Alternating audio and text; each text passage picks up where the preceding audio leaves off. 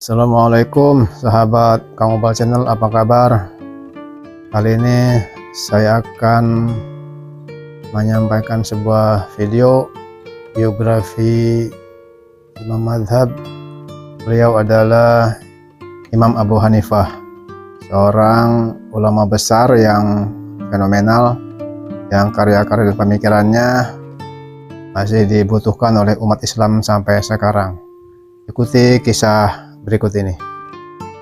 Kisah Imam Abu Hanifah. Beliau adalah Abu Hanifah Nu'man bin Sabit bin Zuta al-Kufi, dikenal dengan kunyah atau panggilan Abu Hanifah. Lahir tahun 80 Hijriah di masa para sigor sahabat atau sahabat junior masih hidup. Di masa beliau, ada 4 orang sahabat yang masih hidup. Mereka adalah Anas bin Malik, Abdullah bin Abi Aufa al-Ansori, Abu Tufail Amir bin Wasilah dan Sahal bin Sa'ad as-Saidi. Abu Hanifah termasuk 4 imam mazhab yang kesohor sampai sekarang. Di antara keempat mazhab di atas, Hanafilah yang dianggap paling tua. Hal ini karena beliau menjadi perintis mazhab tersebut. Imam Abu Hanifah rahimahullah adalah yang paling senior dibandingkan 3 imam lainnya, Malik bin Anas, Muhammad bin Idris as-Syafi'i dan Ahmad bin Hambal rahimahumullah. Dan mazhab ini pula yang lebih dahulu mendominasi di negeri-negeri Islam sebelum mazhab lainnya. Negara-negara yang menggunakan mazhab Hanafi umumnya adalah umat Islam yang beraliran Sunni. Mazhab Hanafi ini tersebar di berbagai negara seperti Irak, Turki, Asia Tengah, Pakistan, India, Tunis, Turkistan, Syria, Mesir dan Libanon. Mazhab Hanafi pada masa Khilafah Bani Abbasiyah merupakan mazhab yang banyak dianut oleh umat Islam dan pada pemerintahan Kerajaan Utsmani, mazhab ini merupakan mazhab resmi negara. Dan selama masa kekuasaan Turki, mazhab Al-Hanafiyah sempat dijadikan konun atau undang-undang, lengkap dengan bab, pasal dan ayat. Undang-undang ini kemudian diberlakukan di hampir semua wilayah Islam, baik di barat maupun di timur. Dan nyaris hampir semua negeri Arab bermazhab Hanafi dalam masalah konun, di antaranya Mesir dan Suriah. Semua adalah warisan dari konun syari Khilafah Turki Utsmani, meskipun rakyatnya bisa saja bermazhab lain, seperti Syafi'i atau Hanbali. Imam Abu Hanifah sempat melihat Anas bin Malik radhiyallahu anhu ketika Anas berkunjung ke Kufah. Dengan demikian Abu Hanifah masih tergolong dalam tingkat para tabi'in, khususnya sigor tabi'in junior karena masih bertemu dengan salah seorang sahabat radhiyallahu ta'ala, meskipun tidak meriwayatkan dari mereka.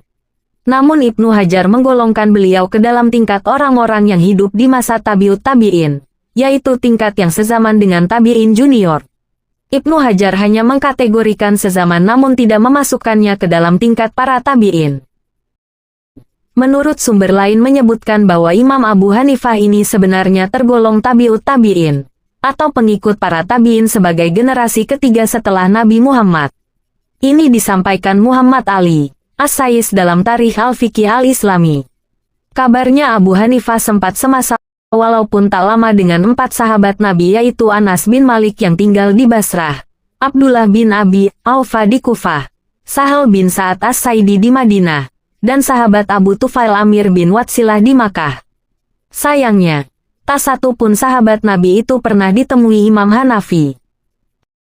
Adapun guru-guru Imam Abu Hanifah di antaranya adalah Atha bin Abi Robah, Abu Ishaq as-Sabi'i, Nafi, Maula Ibnu Umar, Hisyam bin Urwah dan lainnya.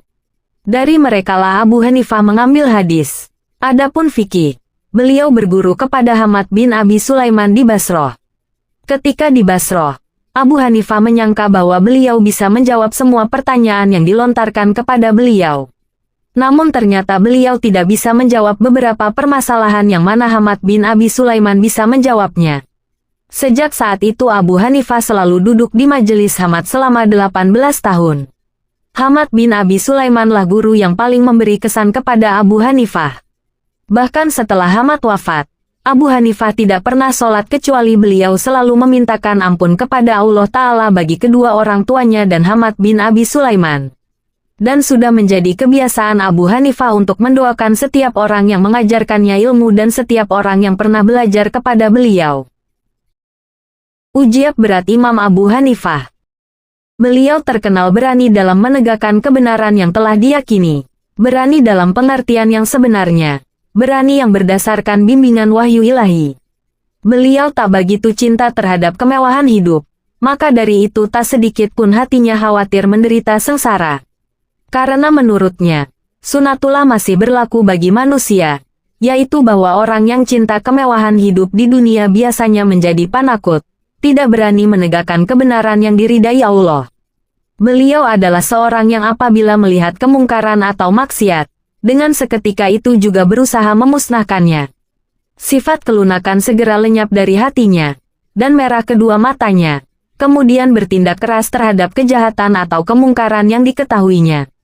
Beliau berani menolak kedudukan yang diberikan oleh kepala negara, berani menolak pangkat yang ditawarkan oleh pihak penguasa waktu itu dan tidak sanggup menerima hadiah dari pemerintah berupa apapun juga. Hingga karenanya beliau ditangkap dan ditahan dalam penjara, dipukul, didera, dan dianiaya di penjara sampai menyebabkan kematiannya. Yang demikian itu karena beliau seorang pemberani dalam menegakkan kebenaran yang diyakininya. Suatu hari Gubernur Irak Yazid bin Amr menawarkan jabatan qadhi atau hakim kepada Imam Hanafi, tetapi beliau menolaknya. Tentu saja sang gubernur tersinggung dan kurang senang. Perasaan kurang senang itu menumbuhkan rasa curiga. Oleh sebab itu, segala gerak-gerik Imam Hanafi diamat-amati. Kemudian pada suatu hari beliau diberi ancaman hukum cambuk atau penjara manakala masih jua menolak tawaran itu. Sewaktu mendengar ancaman tersebut, Imam Hanafi menjawab, "Demi Allah, aku tidak akan menduduki jabatan yang itu, sekalipun aku sampai dibunuh karenanya." Akibat penolakan tersebut, Imam Hanafi dimasukkan penjara dan dicambuk sebanyak 110 kali. Sekalipun demikian beliau tetap bersikeras pada pendirian semula.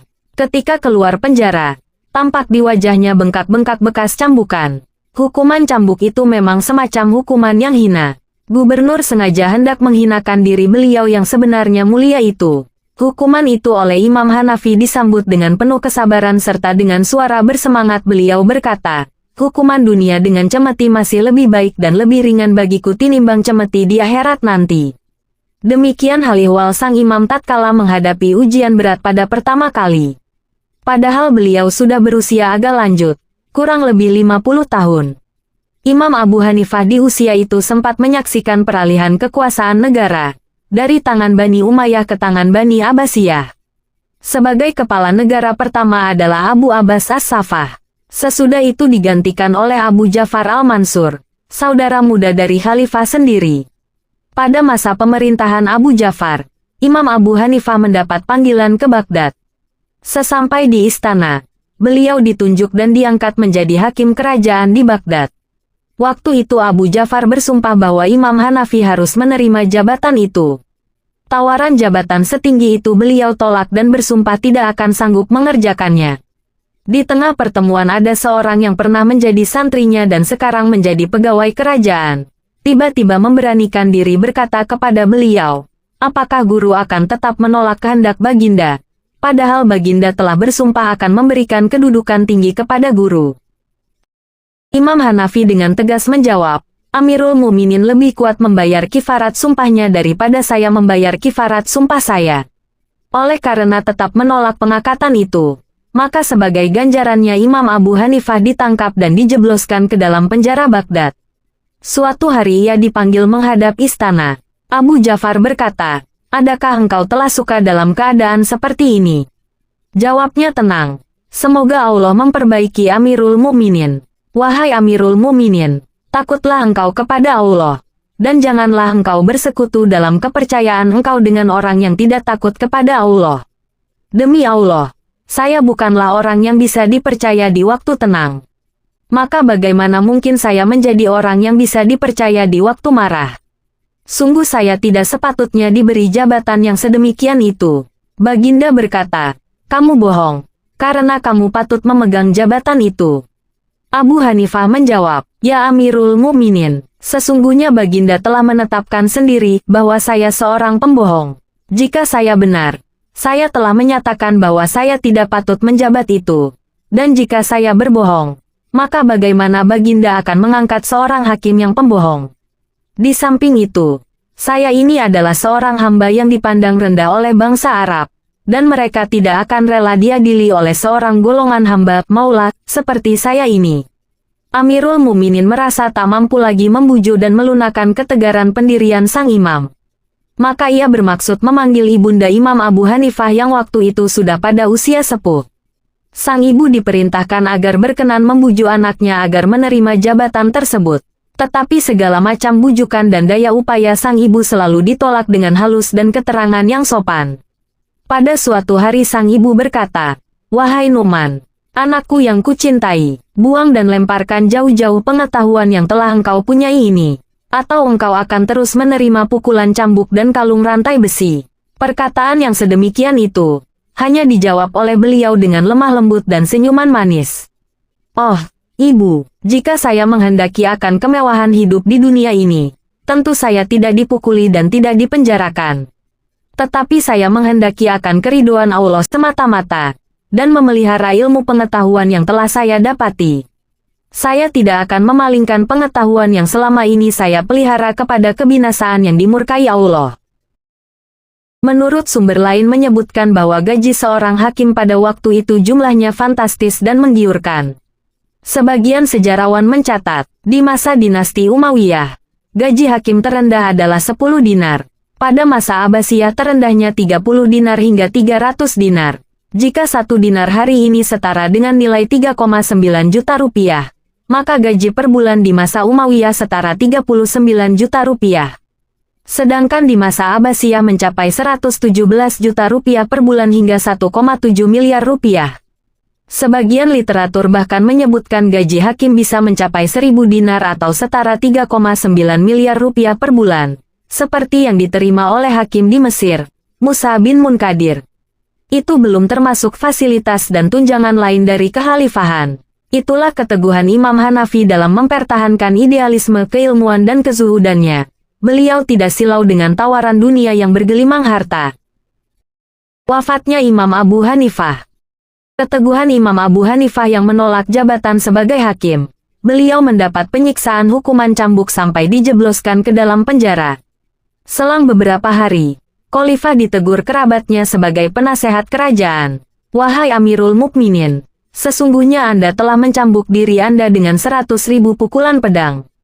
Khalifah pun segera memerintahkan pegawainya membayar 30.000 dirham sekitar Rp. 2,1 miliar, sebagai ganti derita Imam Abu Hanifah. Khalifah membebaskannya dan memulangkan Abu Hanifah. Di luar perkiraan Khalifah lagi, ternyata Abu Hanifah menolak ganti derita yang ia bayar. Khalifah makin marah. Khalifah memerintahkan menjebloskannya lagi ke penjara. Hanya saja, para menteri mengusulkan supaya Abu Hanifah segera dibebaskan. Abu Hanifah cukup diberi tahanan rumah saja. Dilarang duduk bersama masyarakat atau keluar dari rumah. Akhir hayat Imam Abu Hanifah. Selang beberapa hari setelah menjalani tahanan rumah, ia terkena penyakit. Makin lama bertambah parah. Akhirnya ia wafat, bulan Rajab 150 Hijriah, dengan usia 70 tahun. Berita kematiannya segera menyebar. Ketika Khalifah mendengar berita itu, ia berkata, "Siapa yang bisa memaafkanku darimu hidup maupun mati?"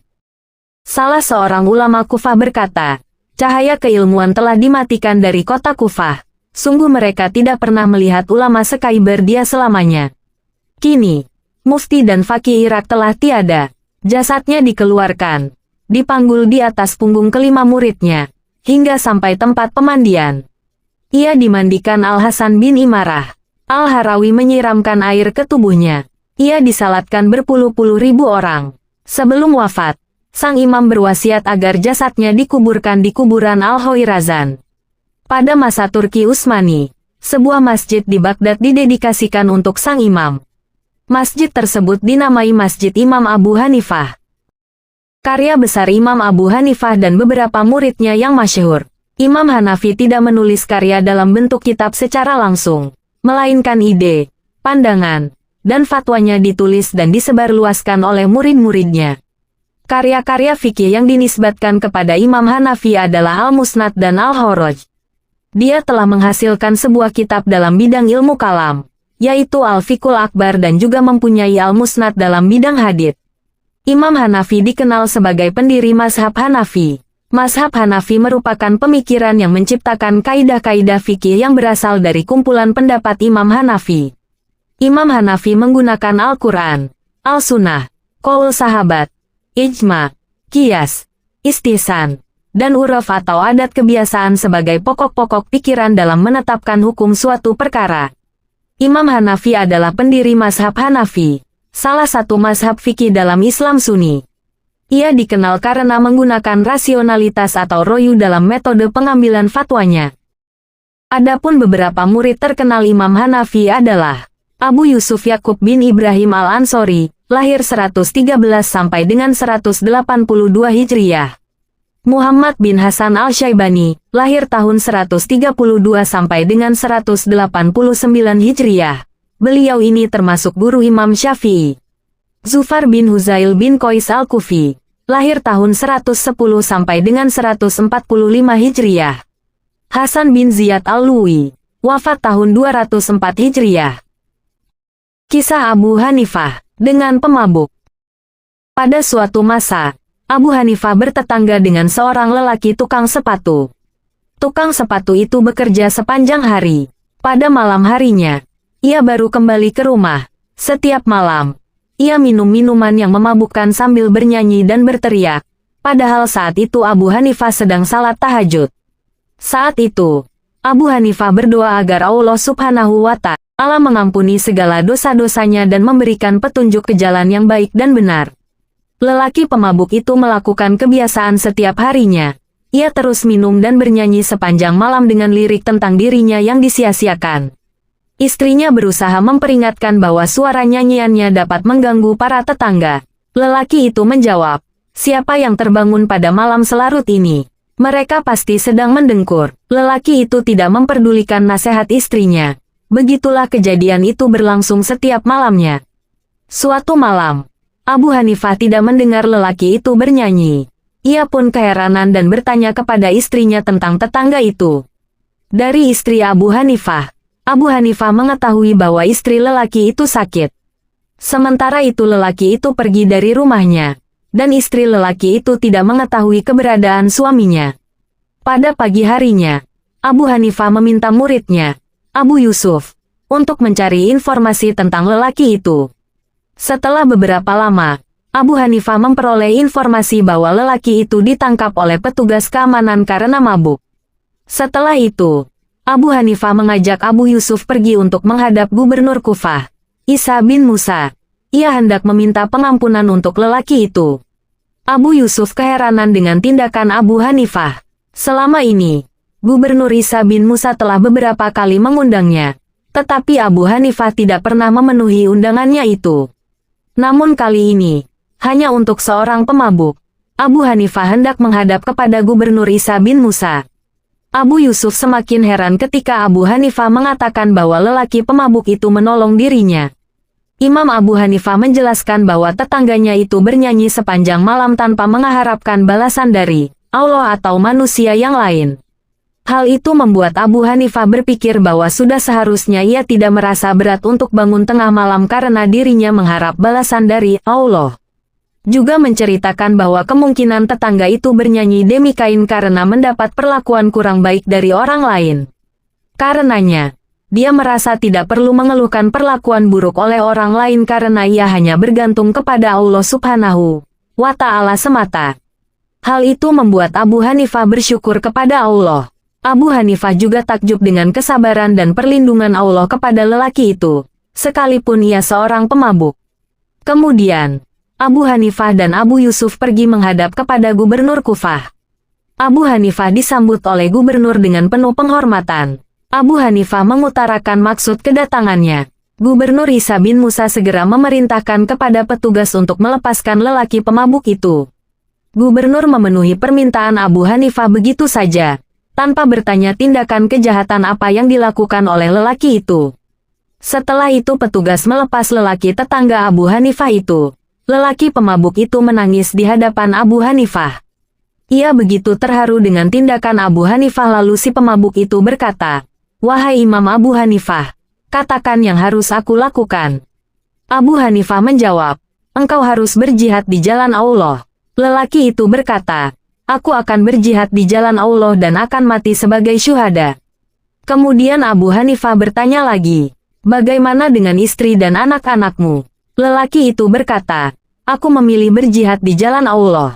Abu Hanifah berkata, untukmu berjihad adalah mengurus istri dan anak-anakmu. Setelah peristiwa itu, lelaki itu menjadi insaf.